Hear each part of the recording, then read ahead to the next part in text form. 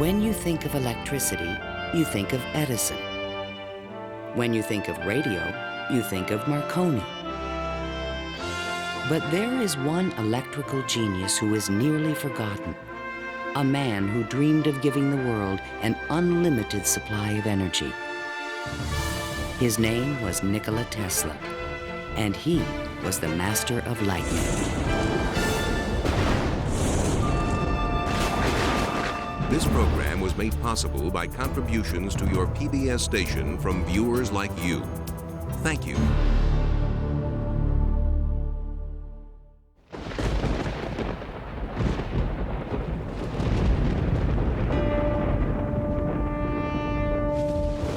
The progressive development of man is vitally dependent on invention. Its ultimate purpose is the complete mastery of mind over the material world, the harnessing of the forces of nature to human needs. Nikola Tesla, 1919. This is the story of a modern Prometheus who changed the world with electricity. It was Nikola Tesla who captured the power of Niagara Falls with his alternating current system and made it possible to transmit electricity to all of America and the world.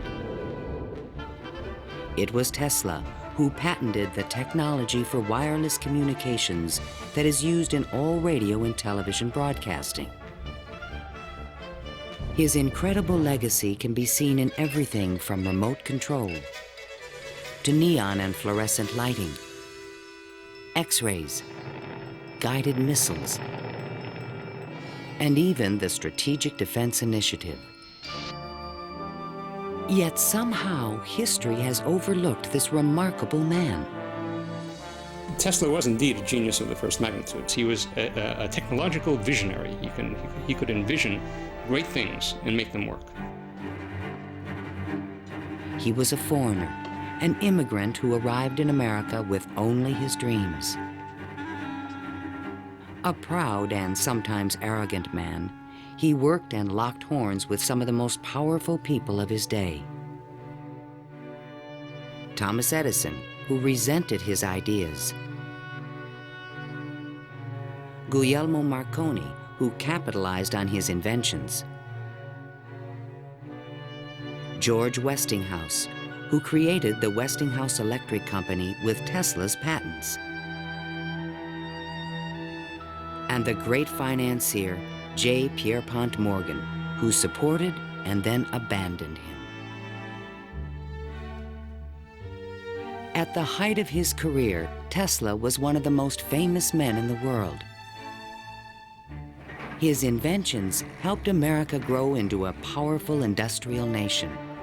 His ideas created billion-dollar corporations. But Tesla was not a practical man. Always driven toward the next great breakthrough, he failed to protect his commercial interests. In the end, others made fortunes with his inventions, and he wound up penniless and rejected. Money does not mean to me what it does to other men. All my money has been invested in inventions to make man's life a little easier. He was a visionary genius. There aren't many of them. And he was willing to give his life to his visions. We have to evolve means for obtaining energy from stores which are forever inexhaustible. What I intend to show you now, step by step, is how I finally reached my dream.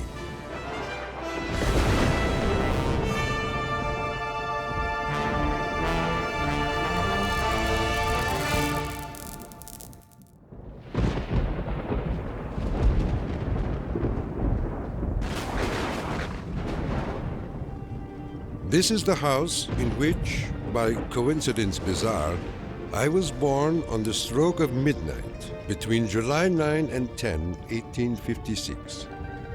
A fierce electrical storm raged that night. Nikola Tesla was born of Serbian parents on the eastern edge of the Austro-Hungarian Empire in what is today Croatia. His father, Milutin, was an Orthodox priest who expected his son to follow him in the clergy. There were only two choices for children in those days, one being to go in the army and the other being to become a priest. Tesla was not attracted by either of them, which was very distressing to his father.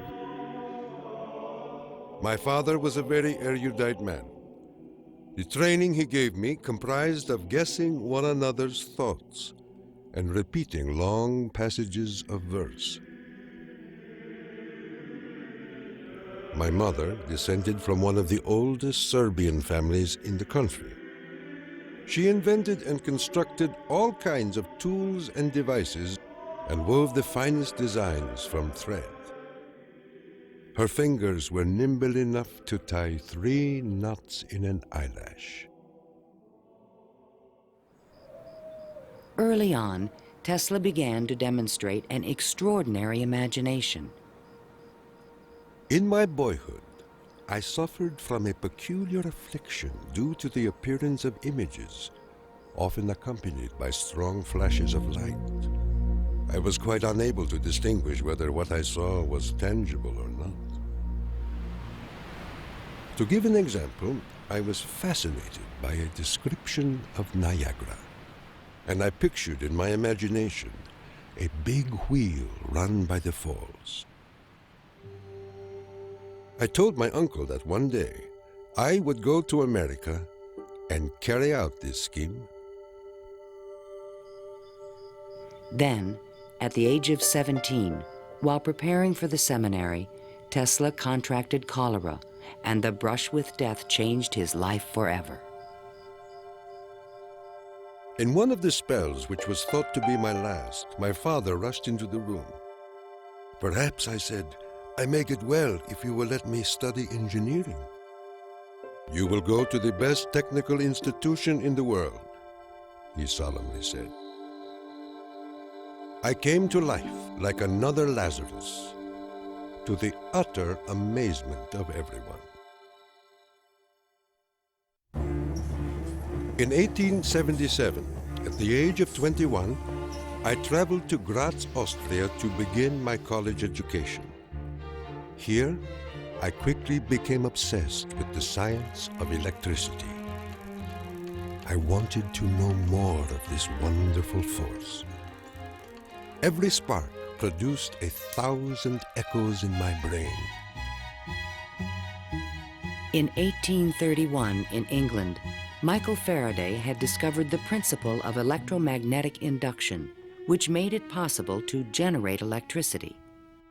Faraday discovered that if you have an electric circuit in a changing magnetic field, it would induce an electric current to run in the wire.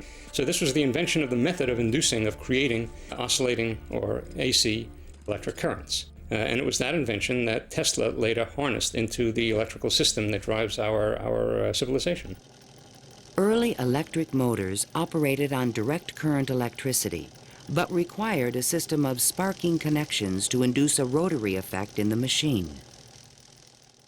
I remarked to my professor that the design of generators and motors could be greatly improved by using currents that alternated. He embarrassed me greatly in front of my classmates, saying, "Mr. Tesla will never accomplish this. It is a perpetual motion scheme." Meanwhile, in America, Thomas Alva Edison had begun to experiment with vacuum tubes, producing the first commercial incandescent light bulb in 1878. Edison and Tesla would soon cross paths in a gargantuan technological struggle between direct and alternating current electricity. In 1880, Tesla moved to Budapest, where he found employment with the Central Telegraph Office. Here, his idea for an AC motor began to haunt him. In my room, I could hear the ticking of a watch with 3 rooms between me and the timepiece. A carriage passing at a distance of a few miles fairly shook my whole body. The whistle of a distant locomotive vibrated so strongly in my ears that the pain was unbearable. To recover from these attacks, I took long walks in the city park. One afternoon, which is ever present in my recollection, the sun was just setting and reminded me of Goethe's glorious passage. The glow retreats. Done is the day of toil. Upon its track to follow soaring. As I uttered these inspiring words, the idea came to me like a lightning flash. I fell to my knees and drew a diagram in the ground. Tesla perceived a whirling field of energy. He suddenly knew he could recreate this rotating field by powering the coils of a motor in different steps or phases, like the pistons of an engine. The resulting forces of magnetic attraction and repulsion would literally twist the rotor in a circle, the electrical equivalent of the wheel. And all this was accomplished with alternating currents. It would soon turn the wheels of industry around the world. The strength of Tesla's mind was almost certainly in this sense of visualization, be able to see things move in front of him. You see, it was not a perpetual motion scheme.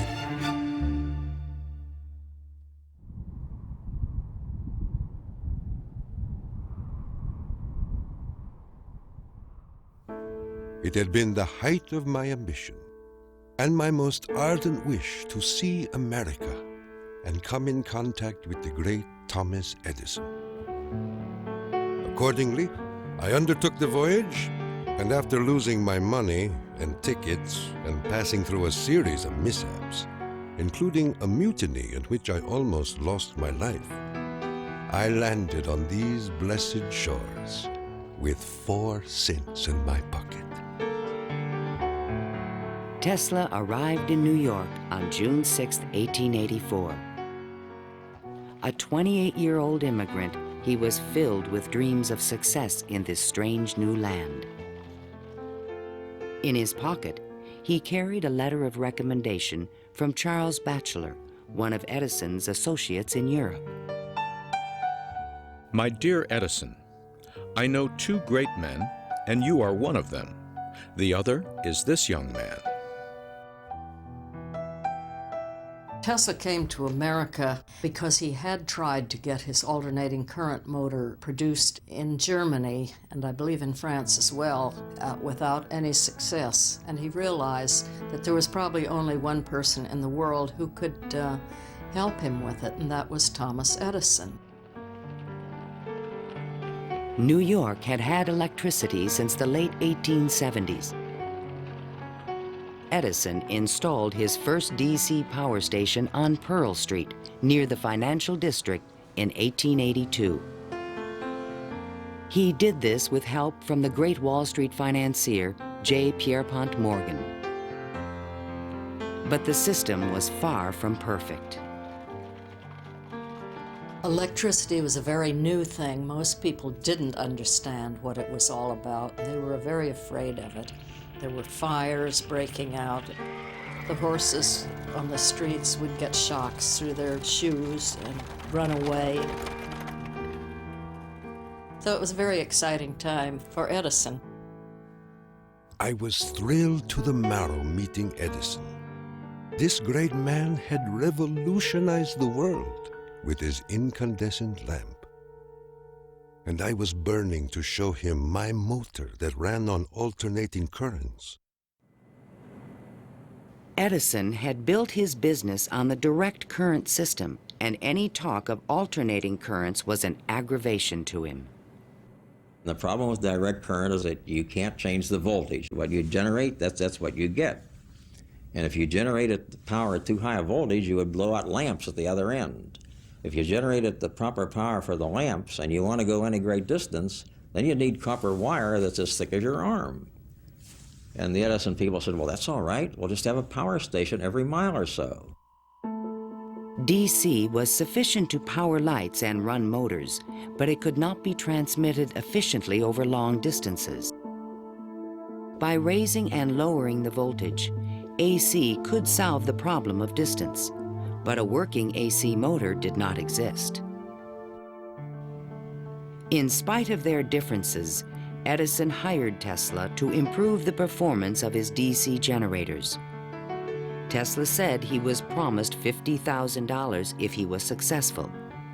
The offer seemed too good to be true. I entered the Edison Machine Works, where I undertook the design of DC dynamos and motors. My regular hours were from 10:30 a.m. till 5 a.m. the next day. When I completed the task, I went to Edison for payment, and he laughed.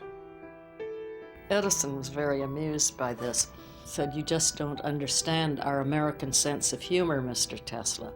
So Tesla had had enough by that time, and he picked up his hat and walked out.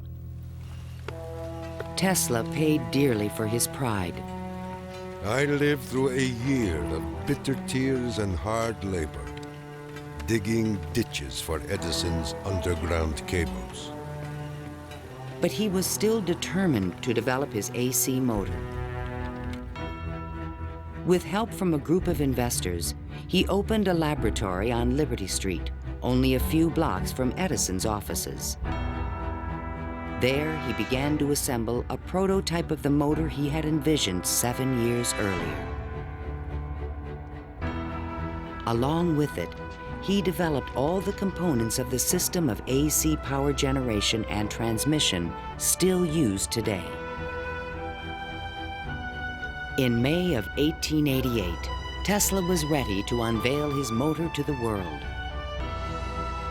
The subject which I now have the pleasure of bringing to your notice is a novel motor which I am confident will at once establish the superior adaptability of alternating currents.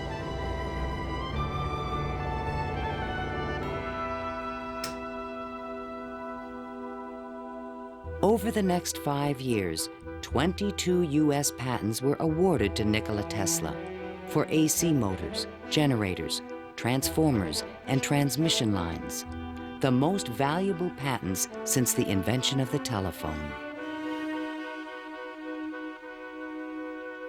One of the few men who understood the great potential of Tesla's inventions was the Pittsburgh industrialist George Westinghouse. He visited Tesla's laboratory, and on the spot, he offered to purchase all the patents dealing with the alternating current system for $1 million. Westinghouse also proposed a royalty of $2.50 for each horsepower generated by a Tesla invention. The young Serb was on his way to fortune and fame, while other inventors looked on with fascination and with envy. In all my troubles, I did not neglect to become a real American citizen, making me a proud and happy man.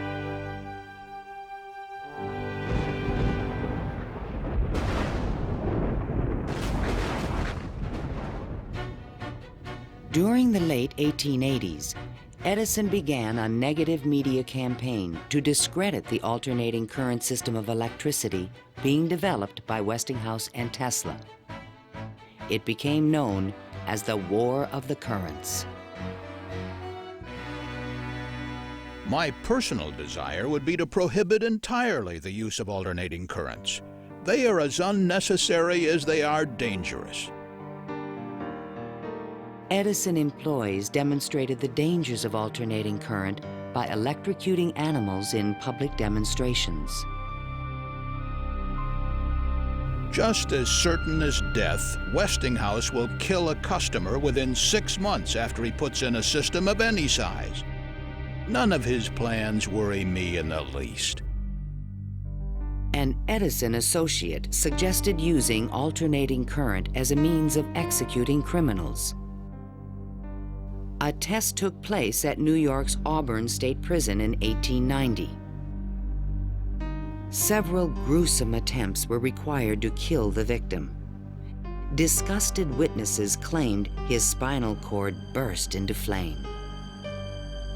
The infliction of the death penalty is not only barbarous and inhuman, but unnecessary as a factor in the scheme of modern civilization.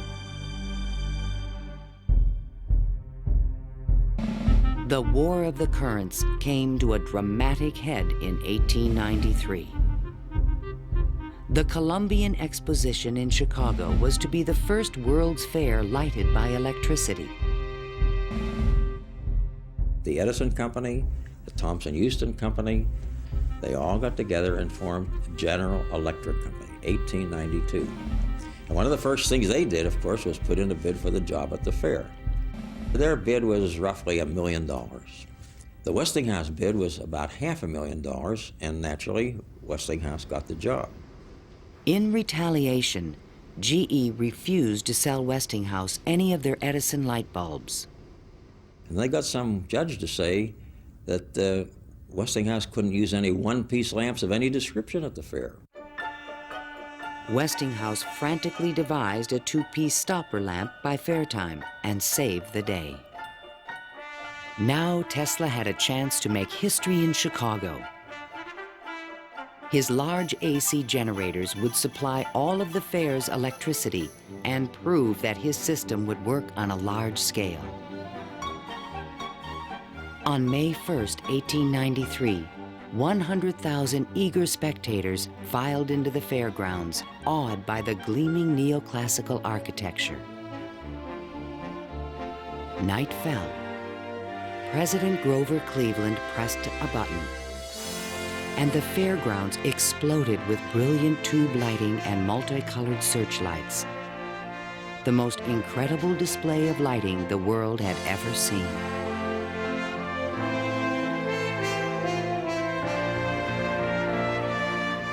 In the Great Hall of Electricity, the public could see that the Tesla Westinghouse system made it all possible. To overcome the impression that AC was dangerous, Tesla put on remarkable demonstrations. He created a device called the Egg of Columbus to show the rotating magnetic field created by his AC motor. In his room, he had cork-soled shoes on and a tuxedo and white tie and a top hat. And he would put his hand on a terminal, which would flash electricity through his body, creating a great shower as his whole body was encompassed in flame. And people were quite impressed by this, to say the least. The Chicago Exposition left an indelible impression on the American imagination. This was the gleaming new city of the future, and it was powered by the inventions of Nikola Tesla.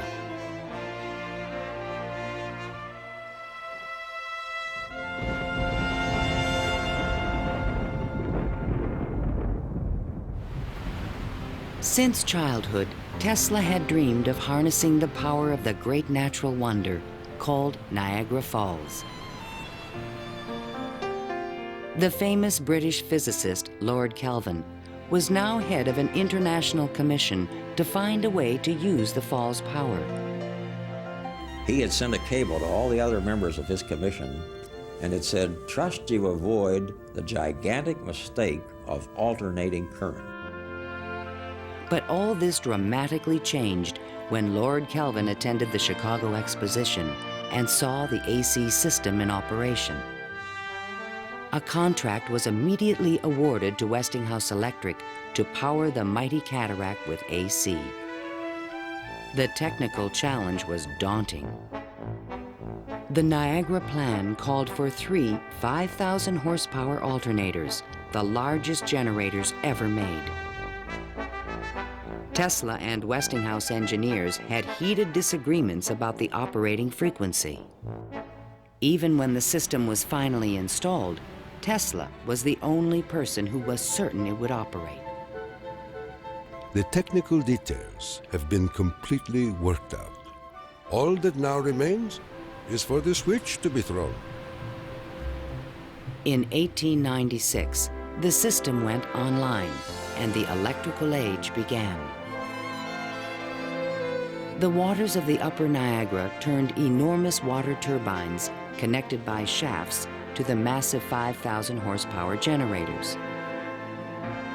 The current from the generators was stepped up with transformers to 22,000 volts and sent out over long-distance lines, then stepped back down to light municipalities and power motors of Tesla's design. The Niagara Falls Gazette proclaimed, "This morning, the streetcars of this city are moving by Falls power. Hereafter, the Falls must work to earn their living." Imagine my surprise when 30 years later I saw my boyhood plan carried out at Niagara and wondered at the unfathomable mystery of the mind.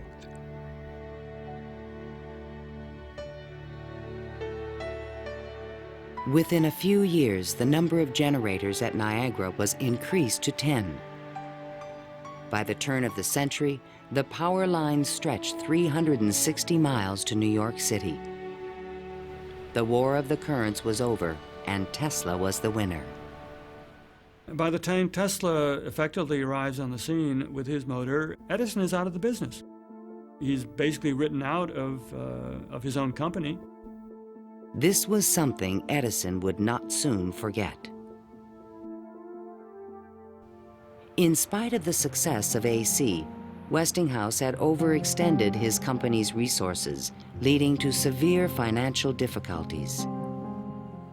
In order to save the company, Tesla said that he tore up his royalty contract for $2.50 per horsepower generated. Today, this agreement would be worth trillions. Had the inventor been tricked again?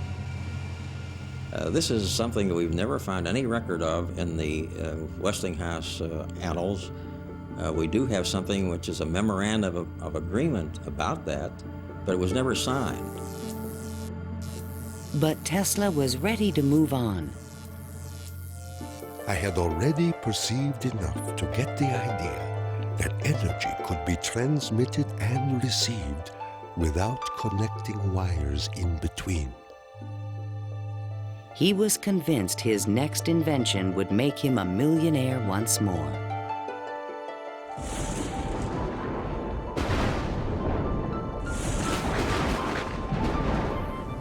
My services with Westinghouse being no longer essential, I resumed experimental work in a laboratory on Grand Street, where I began immediately the design of high-frequency machines. Following the success of Niagara, Tesla was at the height of social acclaim. Everyone wanted to know more of this mysterious foreigner who was transforming the world with his electrical inventions. So far as personal appearance goes, no one can look upon him without feeling his force. His cheekbones are high and prominent, the mark of the Slav. His eyes are blue, deeply set, and they burn like balls of fire. Franklin Chester, the Citizen. Why was he so well known and so popular? It's because the technological advances that he made were so directly related to the relief of the drudgery that people had to endure in their work lives. They could see what he did helped them personally. Every evening, Tesla showed up at Delmonico's, the most expensive restaurant in town, to be shown to his special table. He is fanatical about his dress, usually sporting a fine waistcoat, white leather gloves, and a derby hat on his head.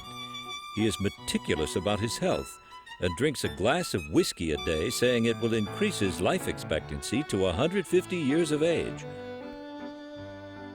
Tesla hobnobbed with the leading politicians, millionaires, and celebrities of the era. This was the best way for independent inventors to find support for their projects. His friends were the New York elite, John Jacob Astor, William K. Vanderbilt, and the writer Mark Twain. I have just seen the drawings and description of an electrical machine lately patented by Mr. Tesla, which will revolutionize the whole electric business of the world. One of Tesla's closest friends was Robert Underwood Johnson, editor of the prestigious Century magazine. Johnson's wife was deeply in love with Tesla. My dear Nicky, do leave aside the millionaires and Fifth Avenue for some simple pleasures. From one distinguished only by a great weakness, Katherine Johnson. In fact, the world-famous inventor was also New York's most intriguing bachelor. The fact that he never married, I think, had almost nothing to do with his interest in women. It appeared that he was always very interested and was attractive to women. Many women sought his attention. The beautiful and wealthy socialite Flora Dodge, and even the famous French actress Sarah Bernhardt. But in spite of his charisma, Tesla was only interested in his inventions. He had so many phobias that he couldn't have had close relationships with women. He didn't like most of the jewelry that they wore or the perfume, and he couldn't bear to touch hair.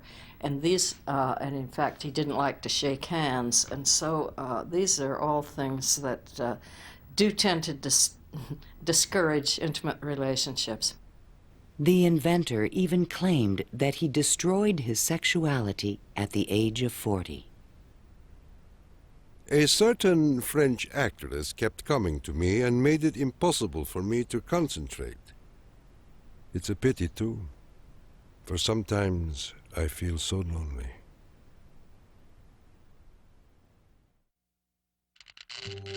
Throughout the 1890s, alongside his work on AC power technology, Tesla was also experimenting with high-frequency electricity.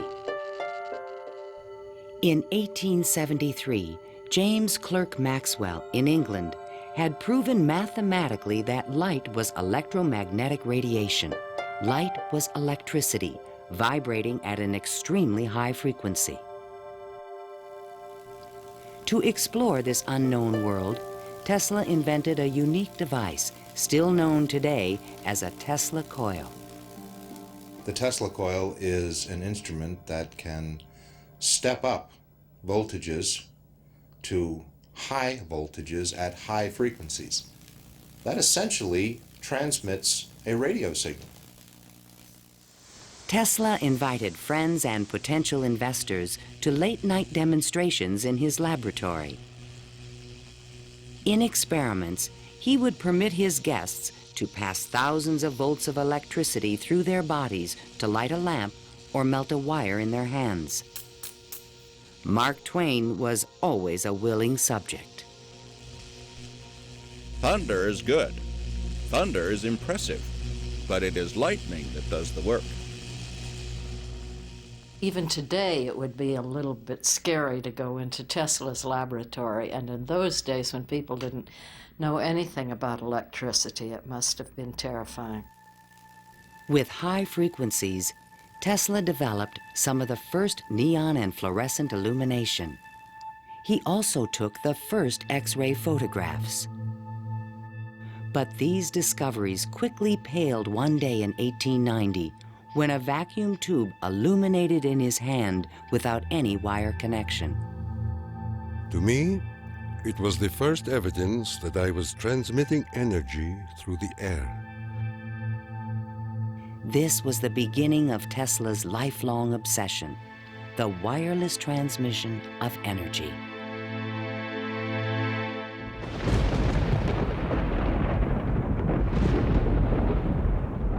In 1892, Tesla was invited to Europe to present the results of his high-frequency experiments. In London and Paris, he amazed scientists and engineers with lighting and electrical effects that looked more like magic than science. He also announced a remarkable new possibility. I would say a few words on a thought which fills my mind and concerns the welfare of all. I mean the transmission of intelligence and even power without the use of wires. I am becoming more convinced daily of the practicality of this scheme. The race for radio was about to begin. In 1888, the German physicist Heinrich Hertz had demonstrated that currents of high frequency emit electromagnetic waves, or radio waves, into space. But creating a practical means of wireless communication would require a quantum leap in imagination. Hertz created the first radio transmitter and the first receiver. He had showed that you could create an electrical signal in one place and detect it in another place with nothing in between. While in England, Tesla befriended Sir William Crookes, the discoverer of radiant matter. Crookes was a mystic and believed that human beings could communicate telepathically when they were attuned to high-frequency brainwaves. Tesla was skeptical, but one night in his bed, he had a powerful and disturbing vision. I saw a cloud carrying angelic figures, one of whom gradually assumed the features of my mother. In that instant, a certitude, which no words can express, came upon me that my mother had died. And that was true. Tesla was convinced that he and his mother were tuned to the same frequency. His otherworldly experience would soon lead him to another revolutionary invention. On his return to New York in 1893, Tesla banished himself from social life and disappeared into his new laboratory on South Fifth Avenue. Following his uncanny intuition, he soon discovered that Tesla coils would transmit and receive powerful radio signals when they were tuned to resonate at the same frequency. Tuning is the key to all radio and television transmission. In my laboratory, I could take in my hands a coil tuned to my body and collect 3/4 horsepower anywhere in the room without any tangible connection. Sometimes I would produce flames shooting out from my head and run a motor in my hands, or light 6 or 8 lamps.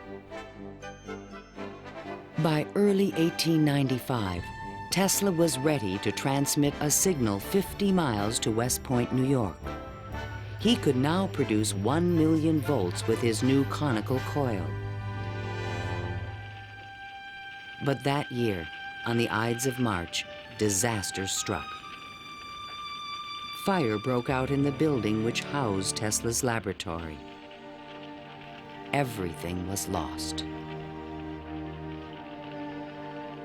Utterly disheartened and broken in spirit, Nikola Tesla, one of the world's greatest electricians, returned to his room in the Gerlach yesterday morning and took to his bed. He has not arisen since. I was devastated. What could I say?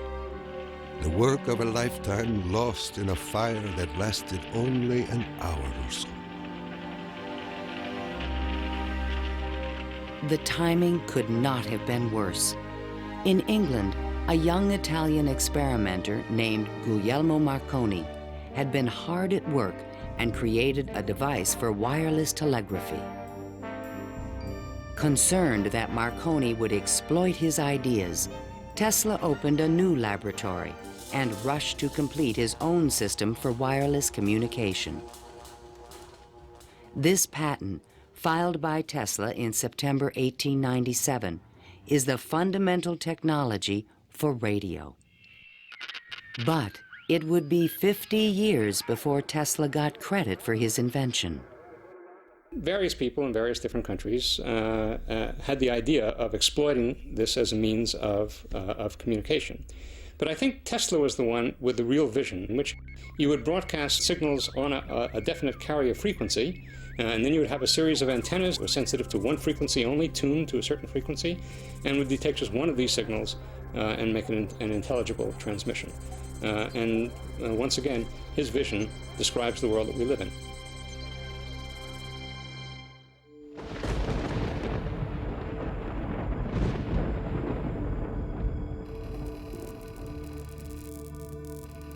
I was so blue and discouraged in those days that I do not believe I could have borne up but for the regular treatments of electricity which I applied to myself. It puts into a tired body what it needs most, life force.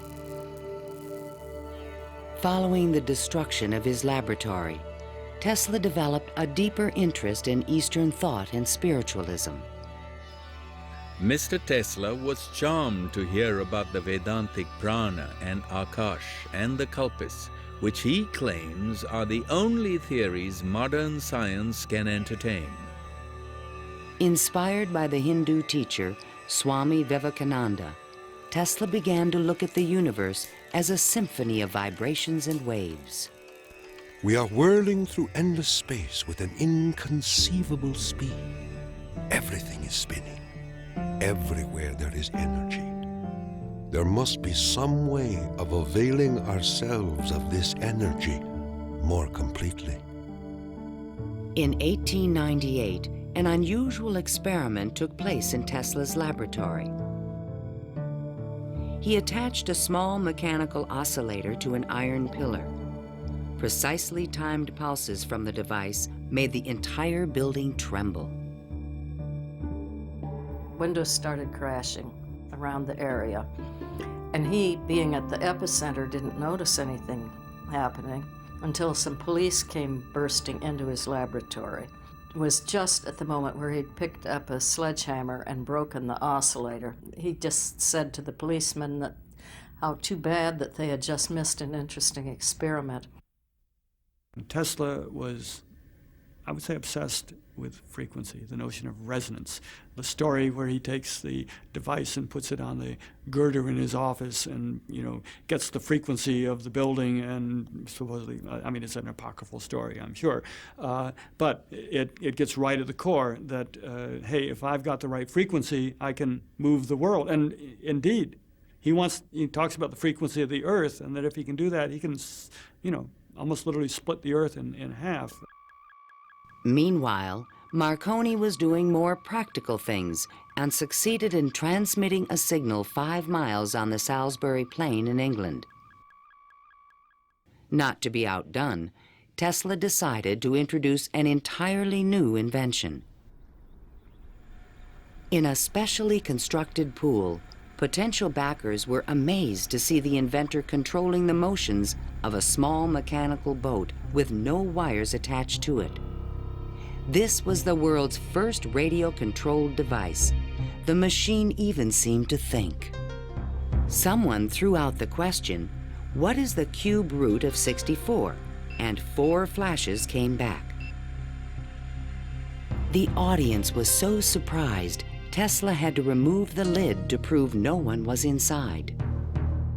Tesla developed his radio-controlled boat in 1898 and patented it and thought it was an armament for war. He rationalized this as a means of ending war.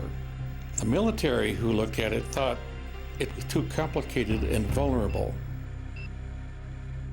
Soon after the demonstration, Mark Twain wrote from Austria.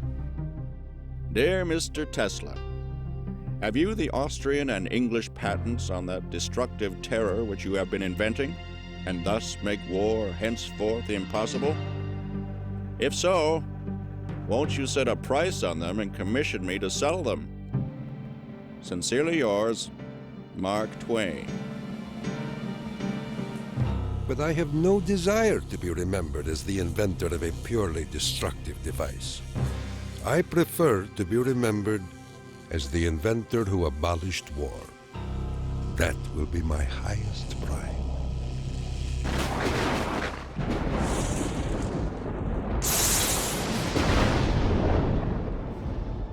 In the summer of 1899, Tesla moved to Colorado Springs, Colorado, to conduct a series of secret experiments. He told curious local reporters that he intended to send a wireless message from Pikes Peak to Paris for the Paris Exposition of 1900. But his plans were even more ambitious. I came to the conclusion that it would be ultimately possible, with very little elevation, to transmit electrical power through the upper atmosphere. Just outside the city, he constructed an experimental station with sliding roof panels. A quote in Italian from Dante's Inferno hung by the entrance of the strange wooden structure. It read, "Abandon hope, all ye who enter here." During the construction phase, Tesla studied lightning. Now, I can understand Tesla's fascination with it, because what happens in lightning is that electricity is being transmitted from one place to another. Electric power, not just electric signals, but real electric power is being transmitted from one place to another. And the way it happens is that the air itself breaks down, it ionizes, it becomes what we call a plasma, and therefore, for a moment, it's a conductor, and it's actually conducting electricity just the way an electric wire conducts electricity. Inside the station, he began to assemble the largest Tesla coil ever built, which he called the magnifying transmitter. An antenna rose 145 feet above the building, crowned with a copper foil sphere. The entire station was, in effect, a machine to create lightning. Late one evening, Tesla put his transmitter to the test. He signaled to an assistant to close the switch. Huge streamers of electricity shot out of the coil and darted through the room. The sound of the exploding discharges was deafening.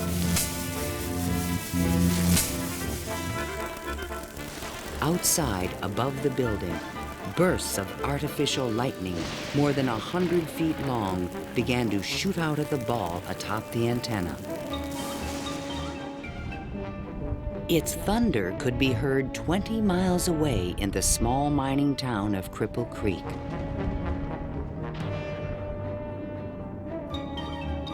Suddenly, the lightning stopped, and the entire city of Colorado Springs was plunged into darkness. The experiment had set fire to and destroyed the local power company's generator. Residents were furious and began to fear this mysterious stranger. Undaunted, Tesla continued his wireless power experiments for 6 more months. Late one night, an unusual event took place. Tesla noticed a repeating signal being received by his apparatus. To his own amazement, he believed it was an extraterrestrial communication. In a letter to the American Red Cross, he wrote, "Brothers, we have a message from another world. It reads, 1, 2, 3. The press had a field day. If the mystical 1, 2, 3 was impulsed from Mars, as Tesla says, they certainly showed most excellent taste in choosing Colorado Springs. It is a rule in inventional science. When you're going to tell one, tell a good one. And men have become great in this way. Colorado Springs Gazette. Though widely ridiculed for his claim, Tesla may have been the first to detect radio waves from space. I believe that Tesla could have gotten these signals from space. We are getting them today, and these are the radio telescopes. That's what radio telescopes do today, receive signals from space.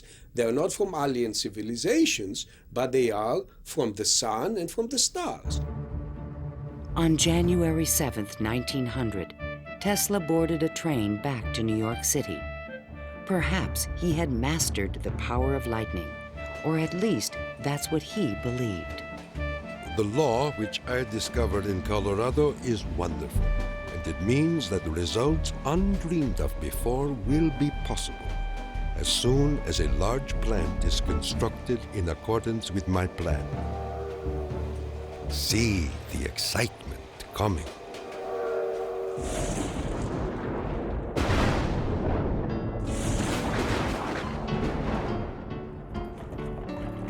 When Tesla arrived home, it was a brand new century. Electricity was fueling the tremendous growth of the city. And now, there was talk in the air about the new art of wireless communication. Marconi arrived in New York in 1900 to attract investors for his new company, Marconi America. He filed a U.S. patent for a system of wireless telegraphy, but it was rejected because it was similar to Tesla's invention. It became obvious, I think, to Marconi as well as to other experimenters of the time that the Tesla system was an efficient, powerful resonator that would produce electromagnetic waves that you could work with. Confident in the future, Tesla took up residence in the Waldorf Astoria Hotel and wrote a sensational article for Century magazine. First, let us ask, what is the spring that drives all? All this energy emanates from one single center, one single source, the sun. In this detailed futuristic vision, he described a means of tapping the sun's energy with an antenna.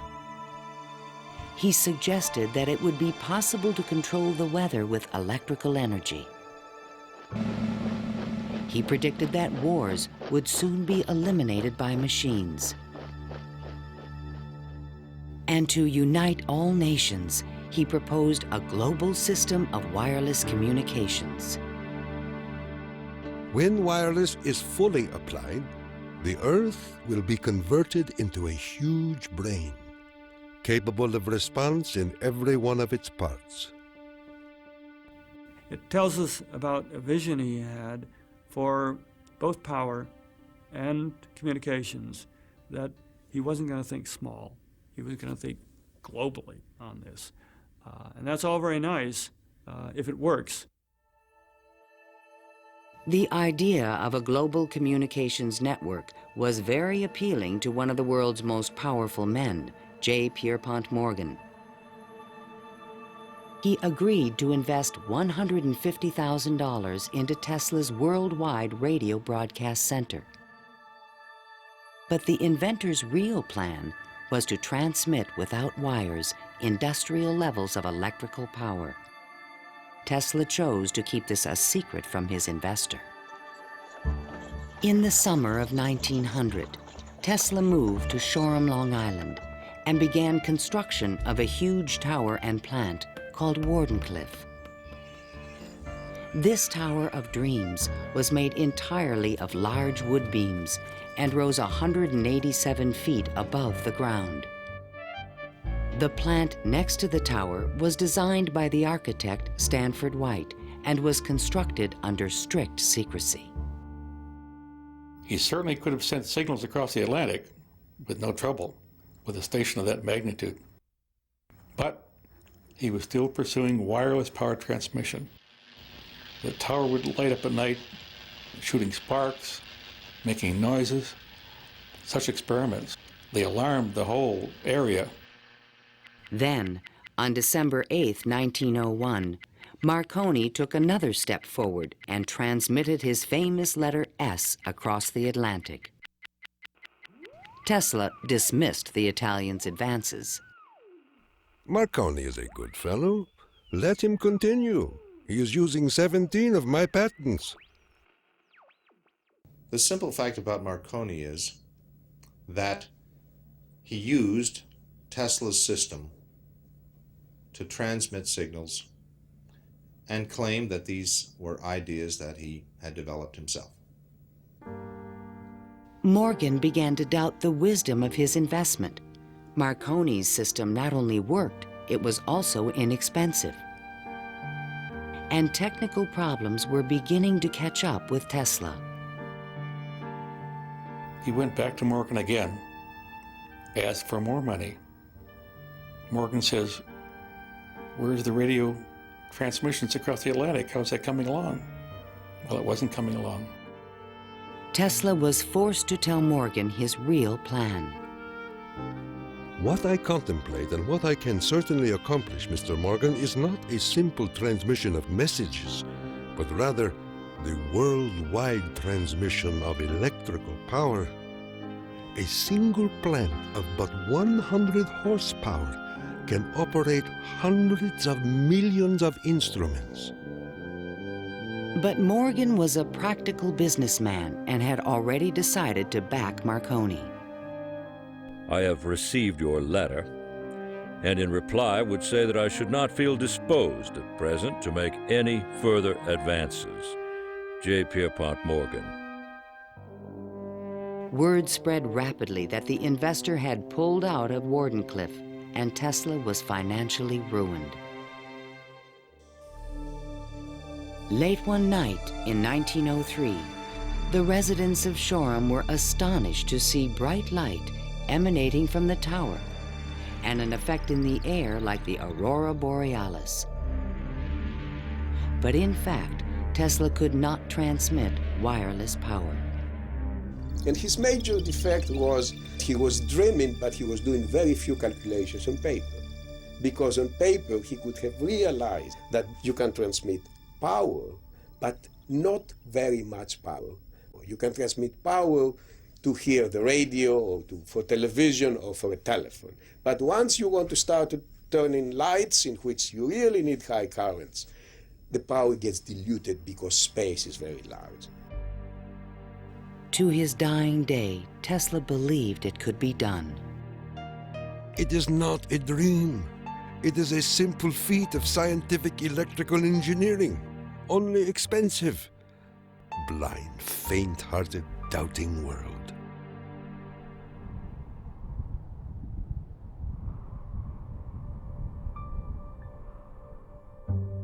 Wardenclyffe marked a turning point in Tesla's career. Like a modern Prometheus, he had reached too high and failed.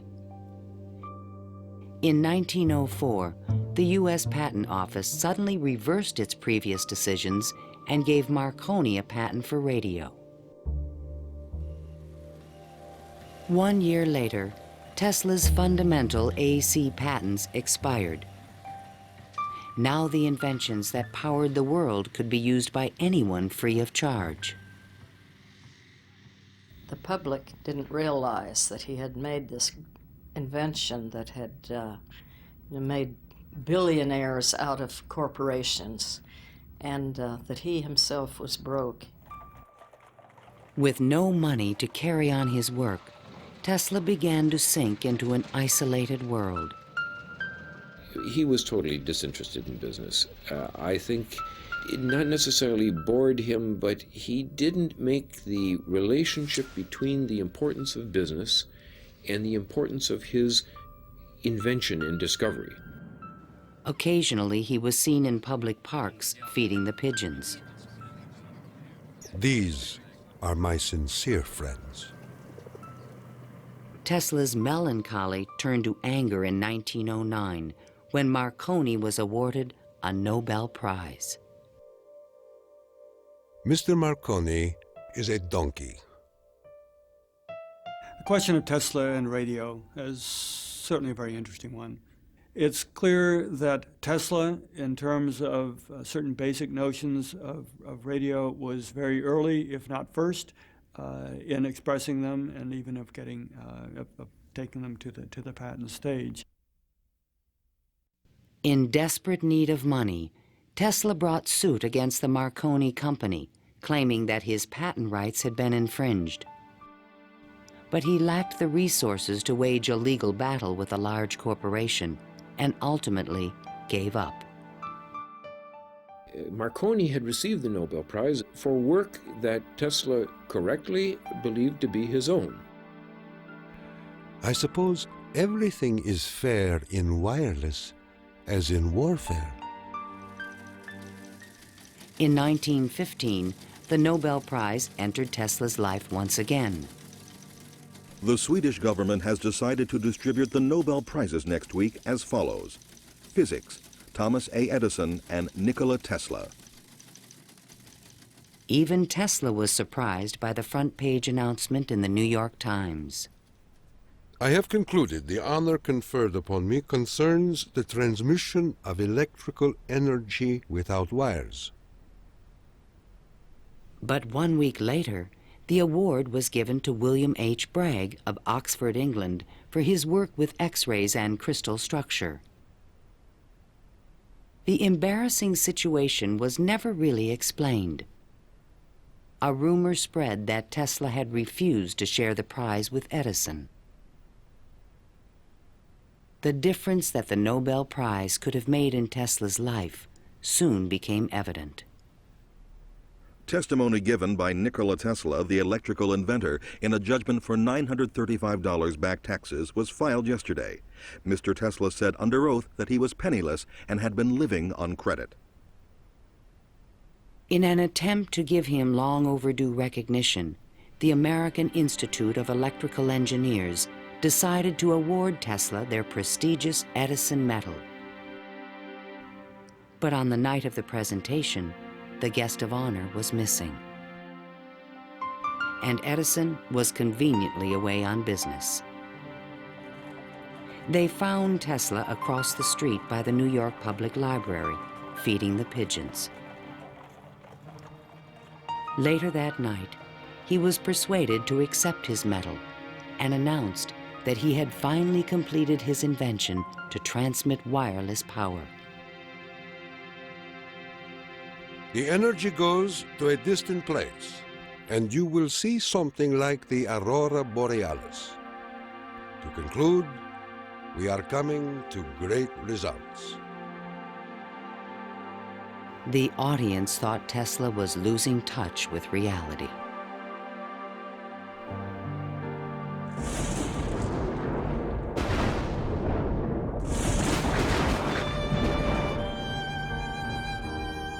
I refuse to accord to some small-minded and jealous individuals the satisfaction of having thwarted my efforts. These men are nothing more to me than microbes of a nasty disease. Well, by that time, you know, Tesla had ceased to have any financial means. He was virtually dependent on being helped by hotels and people that he knew. He began to bring injured birds back to his hotel room to nurse them. He had more companionship with pigeons at that time of his life than with human beings. Working as a consulting engineer, Tesla managed to maintain a small office and laboratory in the Metropolitan Tower. To change his thoughts, he frequently attended movies in Times Square. Here he could see his futuristic ideas appearing on the screen. But his ideas were only accepted in science fiction movies and magazines. In 1924, there was a news report that while at Colorado Springs, Tesla had invented a death ray machine that shot bolts of lightning. The inventor was strangely quiet on the topic. Meanwhile, a new scientific star, Albert Einstein, had captured the world's attention with his theory of relativity.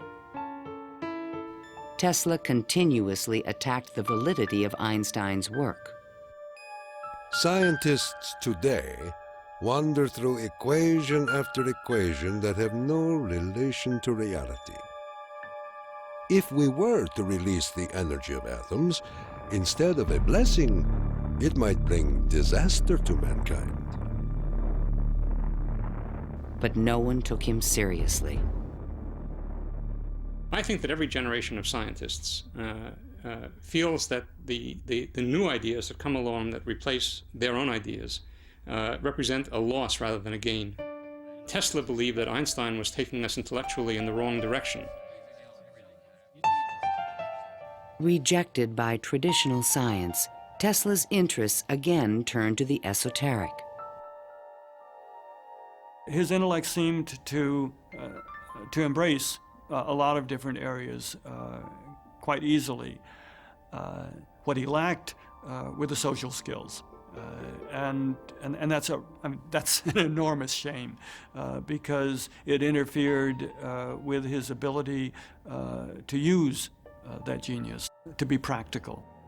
Though nearly a recluse, he would occasionally attend dinner parties at the home of the German poet and mystic George Sylvester Viereck. And he always intrigued the guests. While we were in the midst of talking, an apparition seemed to come into the room. He walked so softly, and he struck us as almost an unearthly creature. And he talked of all sorts of, seemed to me at that time, unreal things, more in the nature of the psychic rather than scientific. Tesla wrote a strange poem called Fragments of Olympian Gossip and dedicated it to Viereck. While listening on my cosmic phone, I caught words from Olympus blown. The latest tells of a cosmic gun. To be pelted is very poor fun. The meaning of the poem would soon be explained.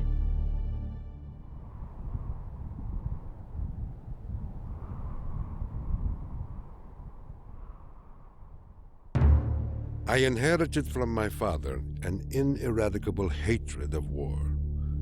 But war can be stopped, not by making the strong weak, but by making every nation, weak or strong, able to defend itself. Thomas Edison, America's best-known inventor, died in 1931. That same year, Tesla came back to life. His friends threw him a 75th birthday celebration. Time magazine put his picture on the cover. Letters of admiration poured in from scientists around the world, including a generous Albert Einstein. I congratulate you for your great success on your lifetime task.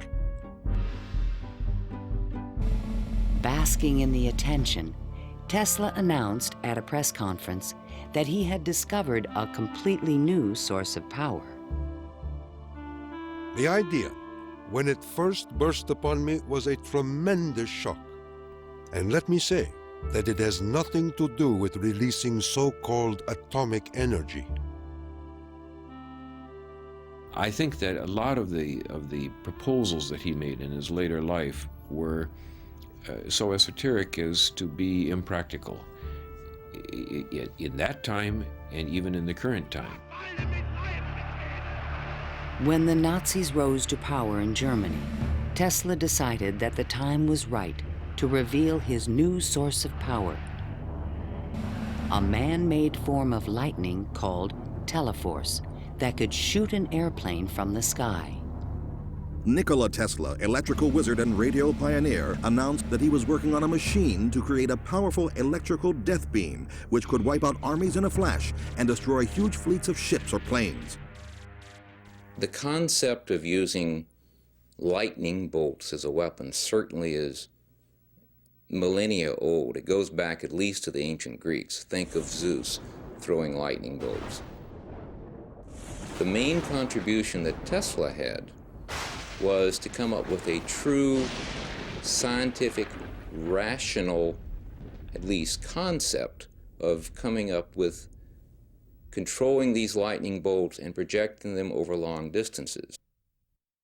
Tesla had experimented with this idea while at Colorado Springs. Now he intended to build it on a large scale. His plan was to charge small particles of tungsten or mercury, then accelerate them with lightning force through a special gun with one end open to the atmosphere. Tesla's death beam stirred the public's imagination when it was featured in a Superman cartoon, the electro-euthanasia ray. But the idea was more than science fiction. Tesla tried to sell this concept to various governments, England, the Soviet Union, and the United States, all Allied powers, and against Germany. He offered his system to England for $30 million, and they entered negotiations. When Tesla demanded payment before sending the final plans, the deal fell through. The British attempted to build their own death beam, but the project was soon abandoned. As the Nazis surrounded Yugoslavia, Tesla attempted to sell a beam weapon system to his former country. There should be needed 9 stations, 4 for Serbia, 3 for Croatia, and 2 for Slovenia, and it will protect our dearest homeland. At this point, even Tesla's countrymen thought he was just a crazy old man. One day in 1937, Tesla started out from his hotel room to feed his pigeons. Suddenly, a few blocks from the hotel, he was hit by a taxi and thrown to the ground. 3 of his ribs were broken. He was 81 years old. Remembering what he did for their company, Westinghouse executives agreed to pay his room and board for the rest of his life. The inventor also received a small stipend from the Yugoslav government. During the Christmas season of 1942, Tesla's death was imminent. Again, he attempted to interest the United States in his beam weapon concept. At the recommendation of 2 government engineers, a meeting of high-level officials was scheduled at the White House for January 8, 1943, to consider his plans. But the meeting never took place. Nikola Tesla, inventor of the Tesla coil, the induction motor, and hundreds of other electrical devices, died last night in his suite at the Hotel New Yorker. On last Thursday night, here in our city of New York, a man who was 87 years of age died in his humble hotel room. On January 10, 1943, Mayor Fiorello LaGuardia of New York paid tribute to Tesla on the radio. He died in poverty, but he was one of the most useful and successful men who ever lived. Were we to eliminate from our industrial world the result of Tesla's work, the wheels of industry would cease to turn, and our electric trains and cars would stop. Our towns would be dark, our mills and factories dead and idle. But Tesla is not dead. The important part of Tesla lives in his achievement, which is great, an integral part of our civilization, of our daily lives, of our current war effort.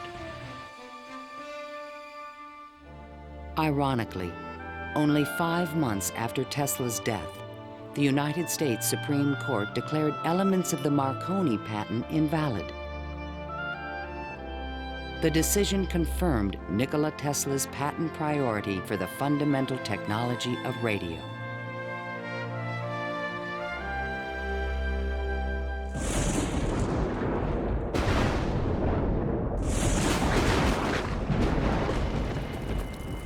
Unknown subjects, equipment, experiments, and research of Nikola Tesla, deceased, espionage.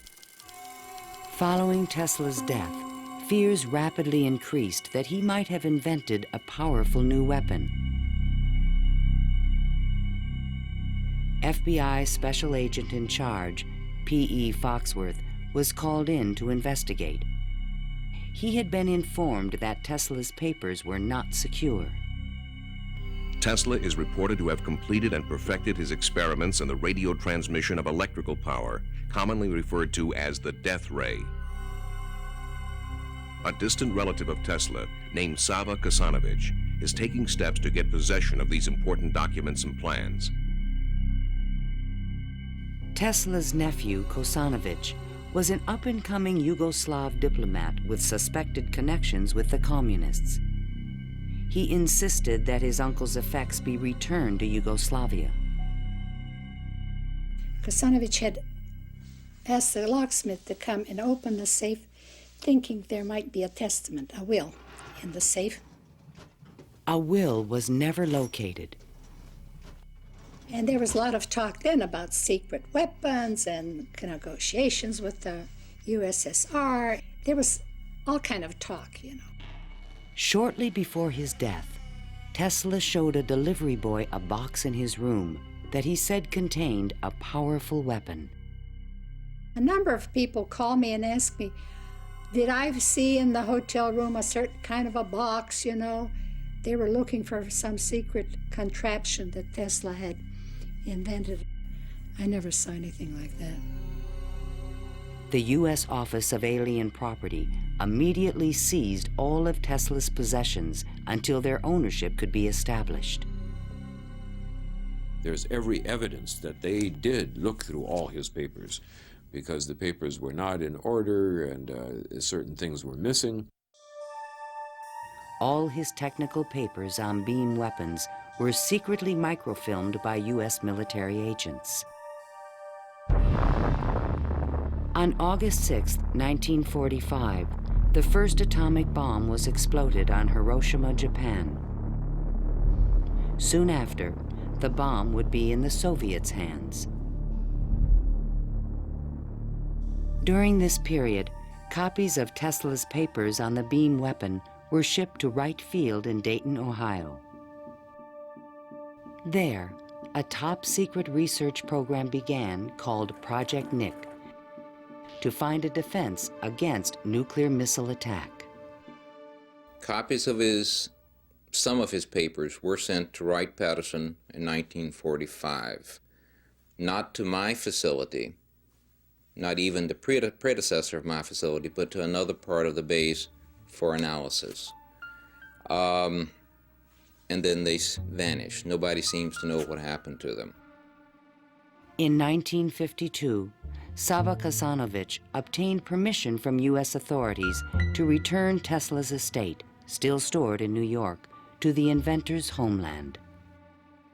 I personally believe that the U.S. government may have overlooked some things of value in the Tesla papers before they were released to the Yugoslav government. A Tesla museum was opened in Belgrade by Yugoslavia's president, Marshal Tito. But during the Cold War, the museum was off limits to Western scientists and scholars. Then, in 1960, Soviet Premier Khrushchev announced that the USSR had developed a powerful new weapon. There was concern in the U.S. that the Russians may have access to Tesla's missing papers on beam weapons in Belgrade and elsewhere. It's possible that these papers on the particle beam weapon were obtained by the Soviet Union, but it wasn't the only copy. In other words, I think that the United States has always had Tesla's papers on particle beam weaponry. An American beam weapon program began at Lawrence Livermore Laboratories, but engineers could not produce an effective directed energy weapon. I've always been a sort of a fan of Nikola Tesla, an admirer, and definitely he had the concept of a charged particle beam weapon back in the 1930s. I haven't a clue, to be quite honest, how he meant to actually do it. In 1978, evidence suggested that the Soviets were attempting to build a huge beam weapon near Semipalatinsk in the Ukraine. Soon after, President Ronald Reagan announced the Strategic Defense Initiative in March 1983.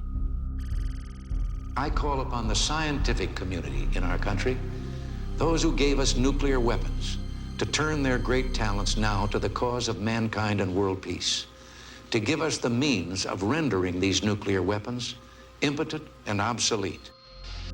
Tesla's concept for a beam weapon defense shield was finally taken seriously by the United States to combat the destructive threat of atomic weapons. In spite of circumstantial evidence, there is no direct proof that Tesla's ideas or plans were used in the Strategic Defense Initiative. And even today, after decades of investment and research, scientists still disagree on whether beam weapons are realistic. Basically, let me just make a short statement. That's all I'm really at liberty to say, is that a considerable amount of effort has taken place in the United States and in a number of other countries trying to get these things up to a real weaponizable status. Let me stop at that point. No U.S. government archive has any record of Tesla's technical papers, which were copied immediately after his death. And what has become of Tesla's great dream to transmit electrical power without wires? This is the Navy and Air Force High Frequency Active Auroral Research Program, or HAARP, in Gacona, Alaska. The large antenna array is designed to beam high-energy microwaves into the ionosphere. Tesla was a genius because way before anybody knew or even understood the physics of the Earth and what we call today the ionosphere, which is a layer of ionized particles about 80 kilometers above the Earth, he conceived it and he tried to use it to produce a variety of new concepts. The HAARP project evolved from a patent filed in 1987 in which Tesla's work is referenced. It proposed using the ionosphere like an enormous electrical circuit to transmit power around the planet. It even described a means of changing the weather by superheating portions of the upper atmosphere with microwave energy. Tesla proposed that it might be possible to modify the weather by using radio waves. I believe that this is impossible.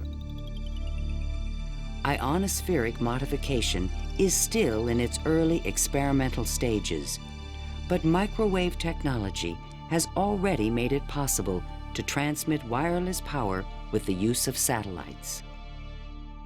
We go to Alaska, and in Alaska there is natural gas.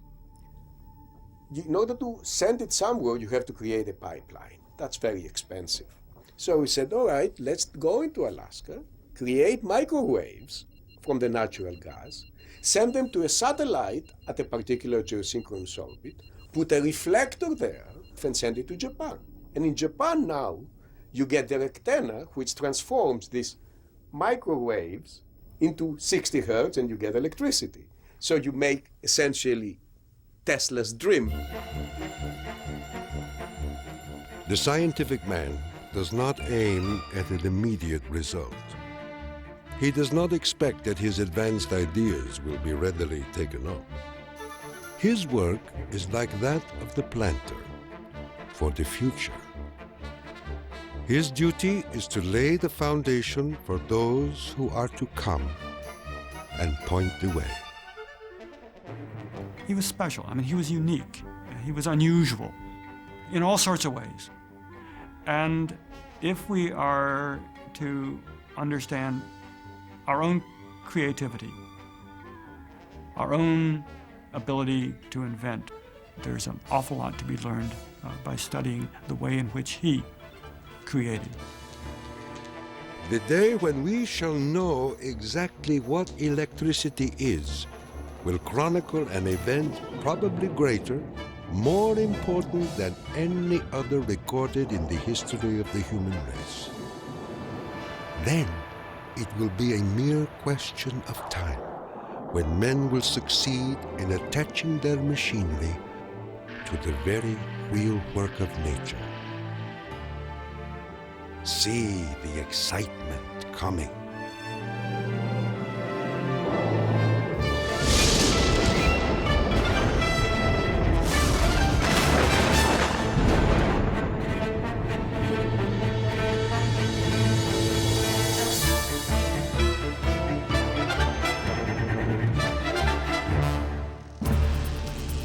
To learn more about Nikola Tesla, visit PBS online at pbs.org.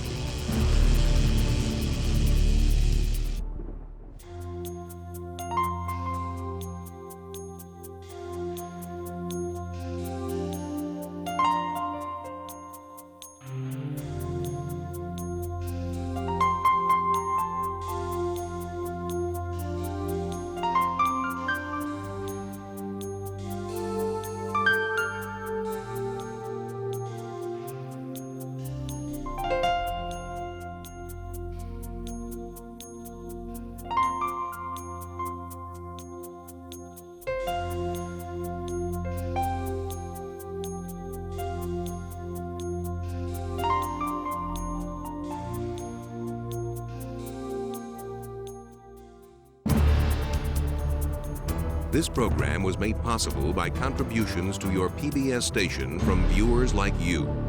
Thank you.